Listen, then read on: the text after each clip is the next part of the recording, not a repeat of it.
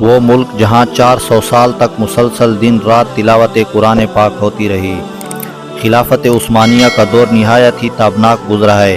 عثمانی خلفاء کی شعائر اسلام سے محبت اور لگاؤ کے کئی تاریخی واقعات کتابوں میں آج بھی سنہری عروق میں مسلمانوں کی آنے والی نسلوں کے لیے روشن باب کا درجہ رکھتے ہیں۔ عثمانی خلفاء کی اسلام اور نبی کریم صلی اللہ علیہ وآلہ وسلم سے محبت کا اندازہ اس بات سے لگایا جا سکتا ہے کہ 10ویں صدی ہجری میں عثمانی خلیفہ سلطان سلیم جب خلافت کی مسند پر براجمان ہوئے تو وہ حضور پاک صلی اللہ علیہ وآلہ وسلم سے منسوب تبرکات کو مصر سے استنبول لے آئے اور ان کو محفوظ بنانے کے ساتھ اس کمرے میں دن رات مسلسل تلاوت قرآن پاک کا اہتمام کیا جو 4 صدیوں تک جاری رہی۔ سلطان سلیم ایک دردمند حکمران کے ساتھ حب رسول کریم صلی اللہ علیہ وآلہ وسلم سے بھی سرشار تھے۔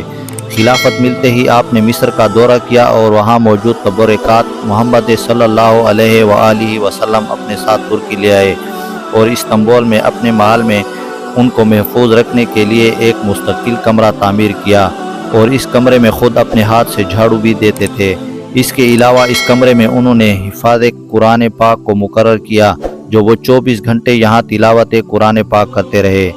حفاظ کرام کی ڈیوٹیاں مقرر تھیں، وہ ایک جماعت کا وقت ختم ہونے سے پہلے دوسری جماعت آ کر تلاوت قرآن پاک شروع کر دیتی۔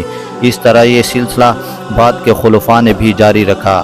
اس طرح دنیا میں شاید یہ وہ واحد جگہ ہے جہاں 400 سال تک مسلسل تلاوت قرآن پاک ہوتی رہی اور اسی دوران ایک لمحے کے لیے بھی نہیں رکی۔